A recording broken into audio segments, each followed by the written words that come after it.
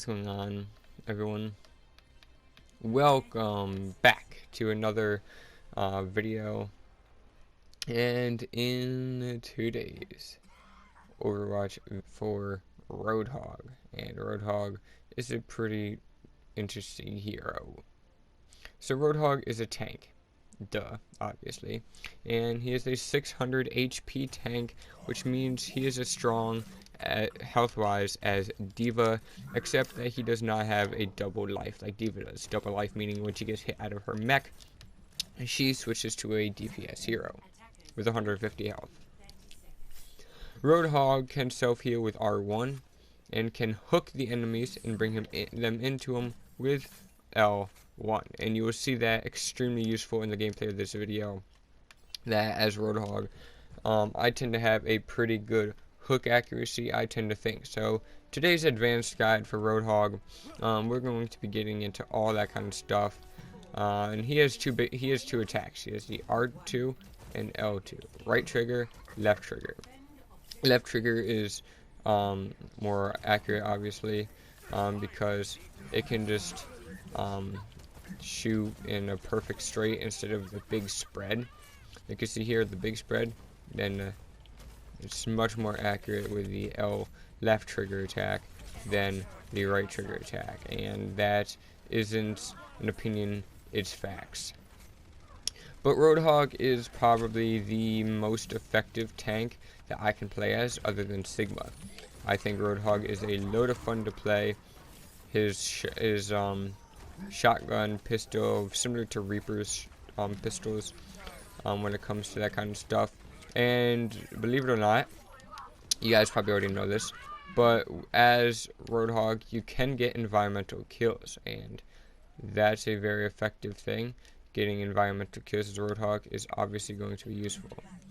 And I really do think that Roadhog is an extremely useful hero in the game, and can be used quite effectively depending on the enemy's team's build. He's not like Sigma and can completely shred the bunker build. He's actually quite weak against a bunker build unless he can get behind Ryan or Orisa's shield to hook the Bastion and bring them out of it. In which that case, he would be quite useful. But I really think that the bunker combo can pretty much shred, can just completely shred him, and it's not good. It's a very bad thing that the bunker build can completely shred Roadhog to the point where he's hardly effective and hardly useful.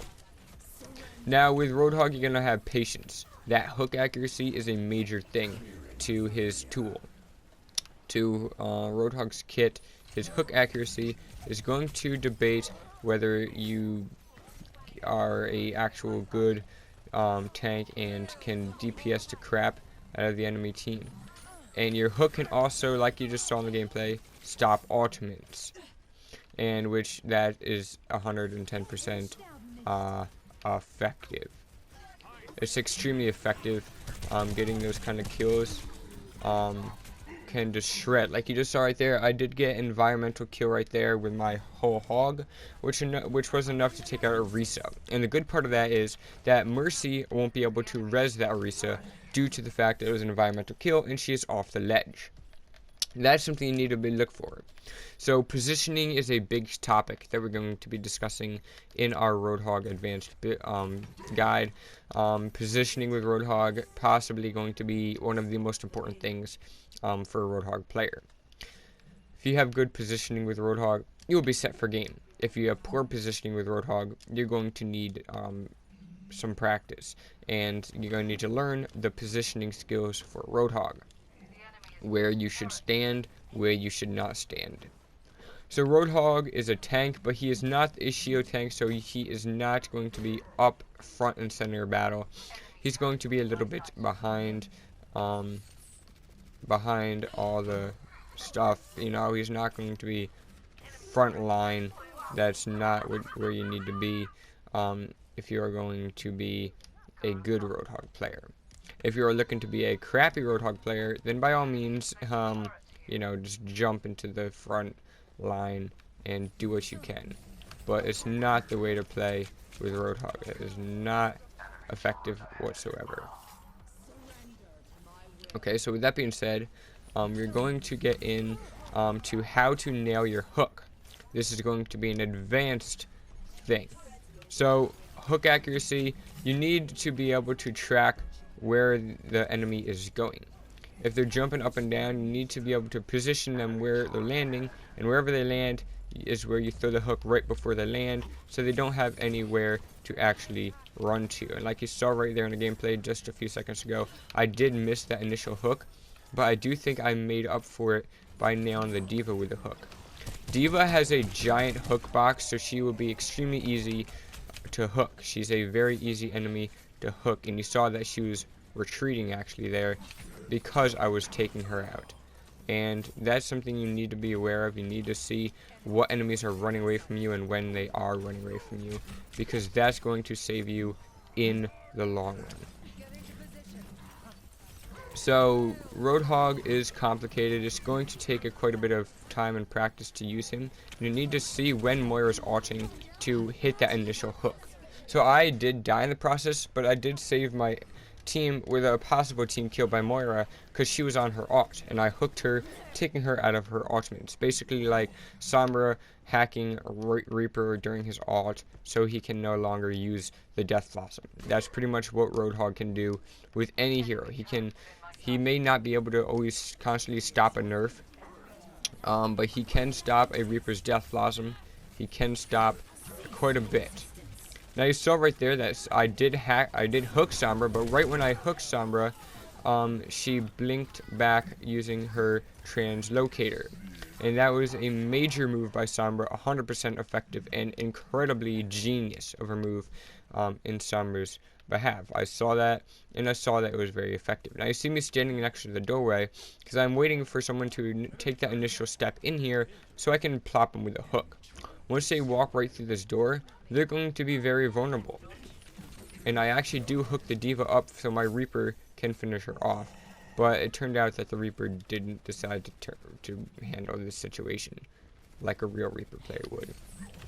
I did miss that one nerf, or hook, but I did make up for it in the next one.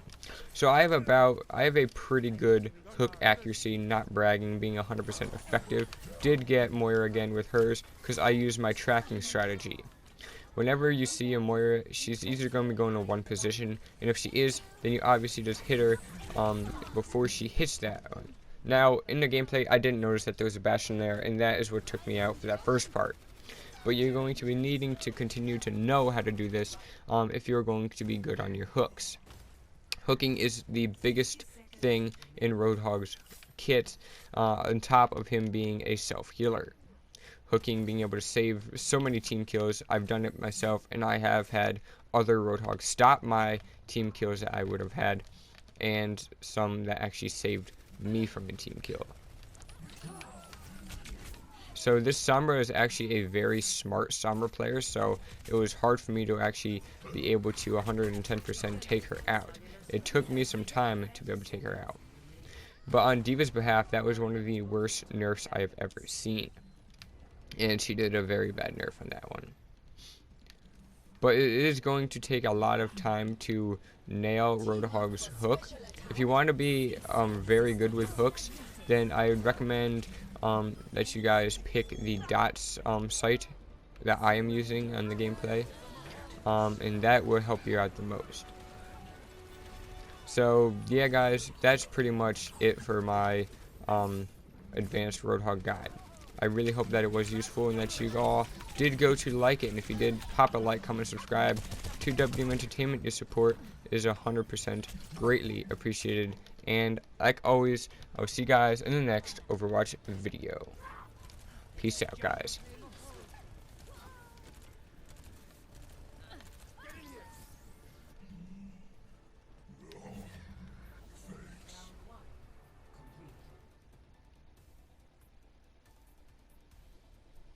Score 0-2. Switching sides. Prepare to attack. Select your hero.